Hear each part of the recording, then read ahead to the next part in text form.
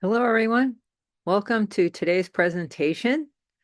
The presentation is designed to help you elevate your public speaking skills, and the topic is on supporting your speech. I'm going to bring up the PowerPoint. We're going to start by remembering the story that I told you earlier this semester, The Tale of Two Speeches. The Tale of Two Speeches was when Caleb did an excellent speech, got resounding applause, and everybody participated in boycotting the Hershey's chocolate and signing the letter to Hershey's to stop using slavery in their supply chain. And the other speech, tepid response, people didn't really appreciate it and they weren't persuaded, right? So if you remember at that time, I was telling you about how important organization was. Today, we're going to continue on that theme because we're talking about our public speaking strategy again, which is to have a well-organized and planned outline. Part of that is having your three-part framework with the introduction, the body, and the conclusion. We're going to focus today on what you put into the body, into the main points. As we begin that, I want you to think about what I said about claims. So a claim is a proposition of what is true. So your thesis is what you believe to be true that you're wanting to get across to your audience. And your main points are also claims that support that thesis as well as provide evidence for it. So what we're going to do today is look at that evidence, okay? So I like to think of the support in public speaking as just that, it's supporting the claim, the way the pillars support a building. So what are the types of support? You can have narrative, you can have examples, you can have testimony, qualitative facts, and quantitative facts. So I will talk about each in detail. We're going to start with narrative. This is when you tell a story. So it's a story. The story can be real or imagined, and it can be long or short, depending on the length of your speech. Some of the qualities of narrative. So a narrative is a detailed, structured story. It has a beginning, middle, and an end. It uses a range of emotions to engage our emotions, and it builds connections.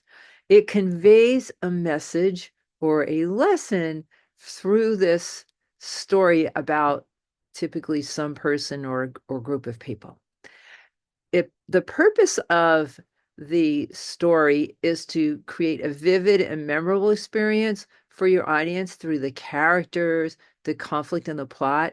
And we use stories because people can relate to concrete situations and they can relate to people better than they can relate to abstract concepts.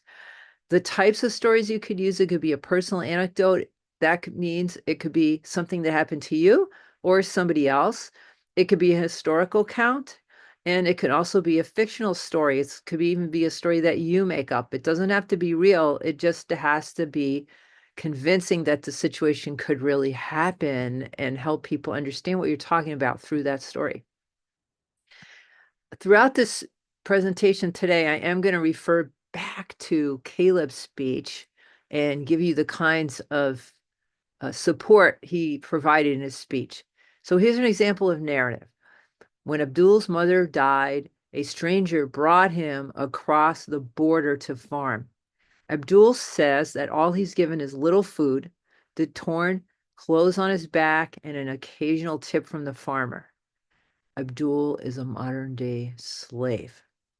So all these details, and you get to see how he got there, right? His mother died, and then he got brought over there, right? All these details help you relate to this abstraction of slavery. You know, what is slavery? What is child slavery? It gives you a concrete example. You can see, and then you can hear his name. That makes it more personal that, you know, he actually exists.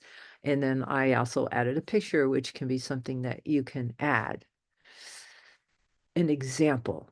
Example is the next type of support we're going to talk about, and the examples can describe people, situations, or events. Some qualities of examples, okay? So unlike stories, they tend to be very brief. It's a specific instance that's used to clarify, support, or illustrate your point. Its purpose is to simplify complex ideas quickly and help the audience grasp any concepts with a single focused instance.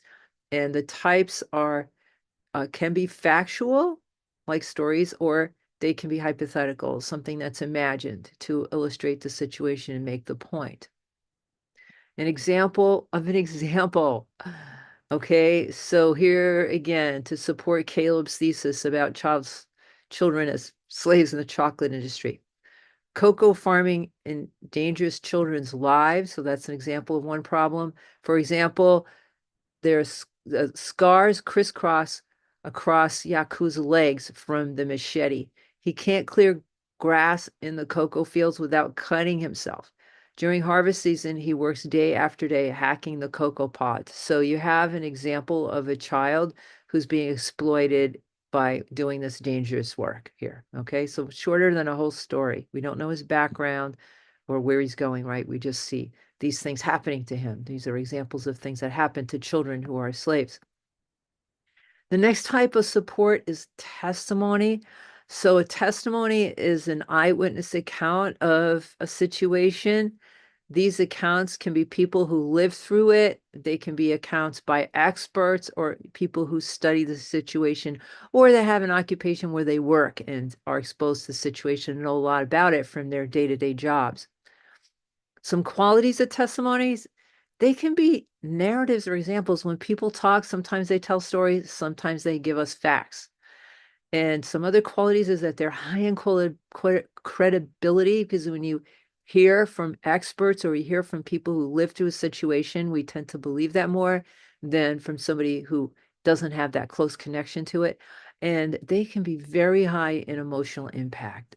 You've probably seen um, dramas with court cases where a witness gets up and changes everybody's opinion because the emotions that get evoked from that witness's testimony or the victim's testimony. I have some examples that you can look at. If you go to this link, you can see some reports from a reporter that's out there in Africa looking at the problem of child labor. And the person interviews the kids and also interviews the parents and also interviews people that work with the situation so that you can see. So it just makes it more real than just talking about it to hear the experts. And one of the ways we can bring in testimony into our speeches is to have a little video clip.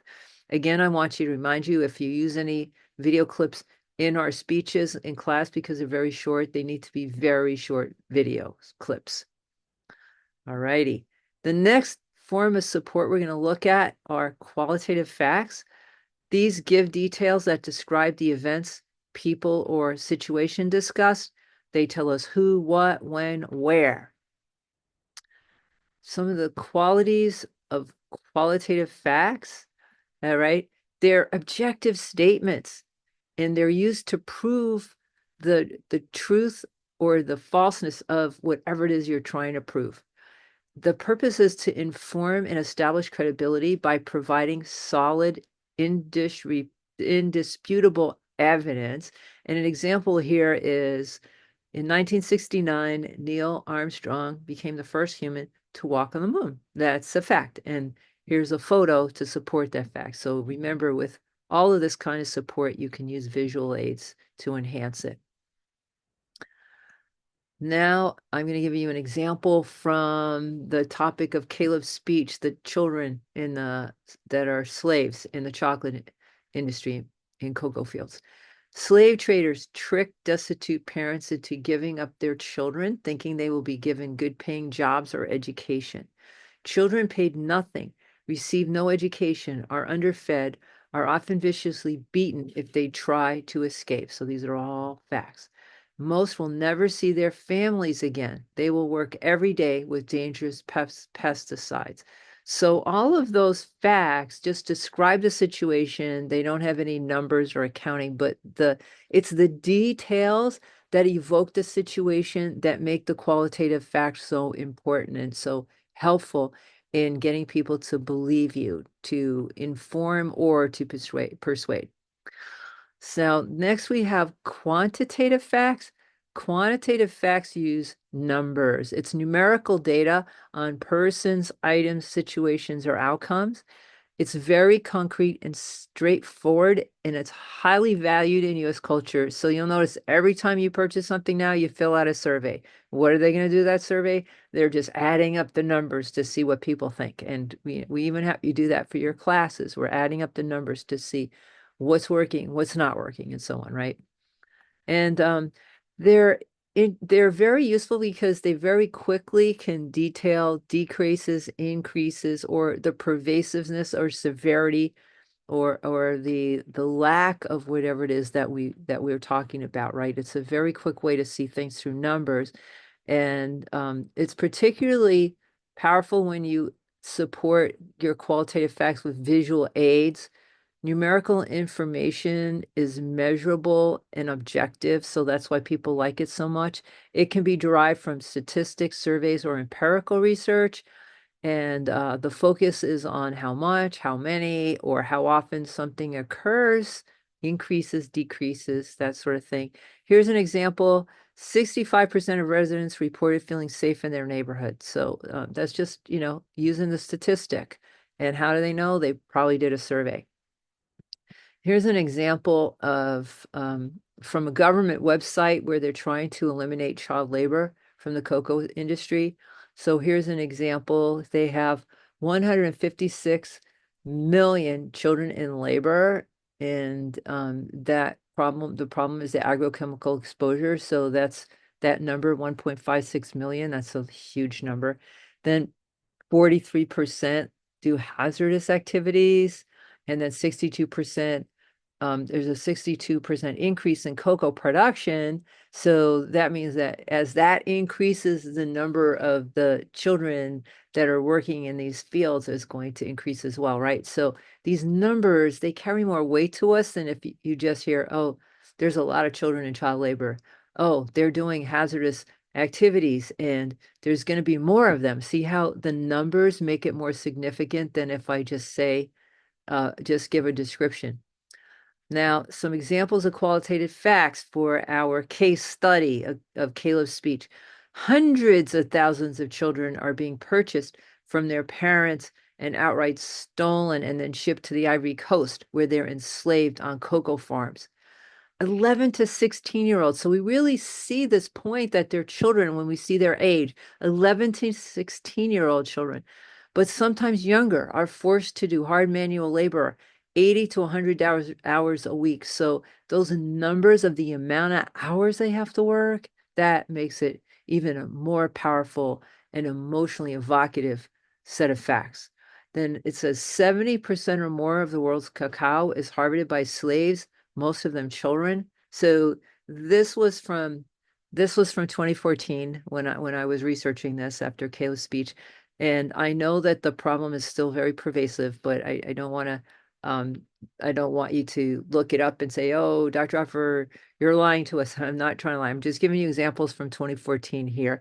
And I know it's still a problem, and I'll show you some other slides that that tell us that it's still a problem because I did recently research it to make sure it was still a problem out there. All righty. So with all of the numbers, they are more powerful with graphs and charts. So here's an example of a very, I think, a very clever chart here.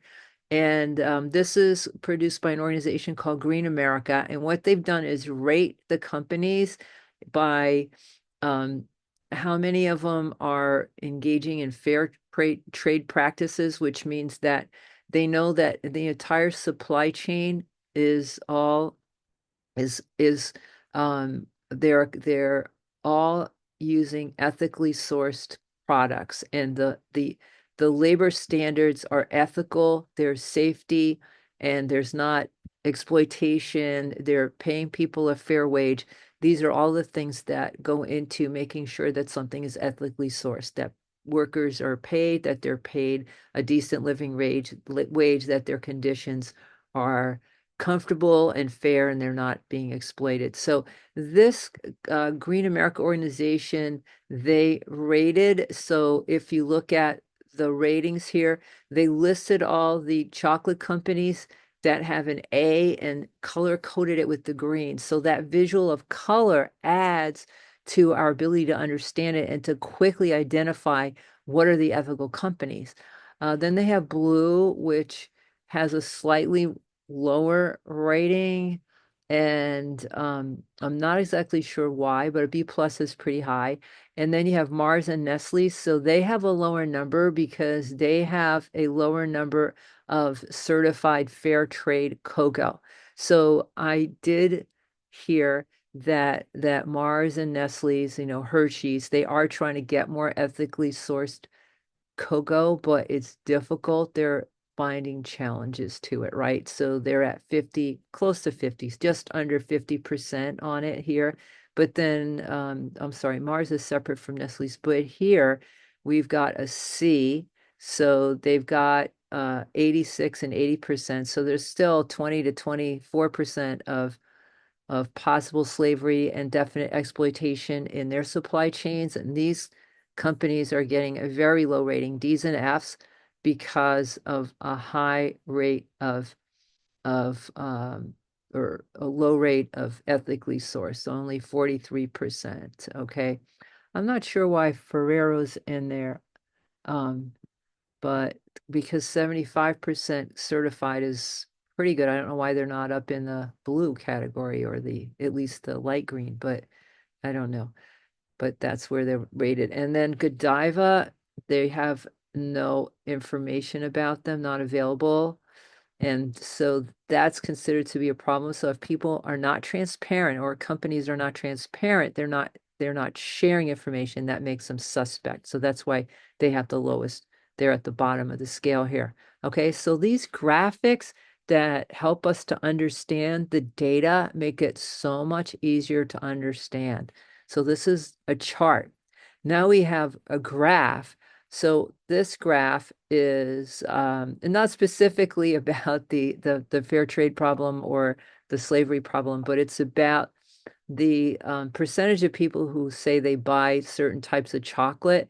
So 52% of Americans that were surveys said that they buy Hershey's when they want chocolate, and sometimes specifically Reese's bars. So 50 and 52%. So the highest percentage of chocolate is being sold by these companies, and that's what people are buying. So they're still buying products, unfortunately, that have a high degree of their product not ethically sourced. Then you have Mars and Kit Kat. Um, there's a lot of people eating those candy bars and Twixt, and then you have these other ones. So these are all big, the most heavily consumed chocolate bars in the United States, and then you could see how it varies. So we still know there's a problem since these people do not have 100% ethical sourcing, although I will credit them for moving towards it. And it's thanks to people like Caleb writing a letter to the CEO and returning those Hershey's Kisses, and all the students in the class signing the letter, right? Those kinds of activities, that kind of persuasive speech helped to make a change in the chocolate industry. And the changes are still ongoing, and we haven't reached the perfect number of zero slave produced chocolate yet. Alrighty. So what I'm saying to you today is that there's a lot of kinds of evidence, and we typically use it in combination in a speech. You will need to do this for your persuasive speech. You have to use, I mean, it's wise to use some narrative and examples, to use testimony, to use qualitative and quantitative facts, okay? The strong speeches tend to combine all of these things, all of these things. So when you do your persuasive speech, think about how you can find these different types of support to have the most convincing presentation, to get that loud round of applause like Caleb did, so that you can have a very successful experience. And here's some places where you can get information. So, court of first resort, Our library, which is available online. So we have books, we have encyclopedias and dictionaries, we have academic journals, we have periodicals, and we have archive materials. So we have a lot of information. You can go directly to the internet without going through our library website, and you can find a lot of stuff on Google Scholar. I don't know if you've ever used Google Scholar, but it has a lot of scholarly information and just general information by going to Google and other search engines. Now, academic journals, you can access you can see the citations and you can find them listed on Google Scholar, but typically many academic journals, they charge you money. You pay 40 or $50 an article. So it behooves you to use our library to get your academic research. So you are required to do some academic research for that persuasive speech. And then other periodicals that such as different magazines, Newsweek, Time Magazine, USA Today, all these things. Those are periodicals, some available online. A lot of them charge for you to read the articles. Sometimes you could get one free and then you get charged for any more than that.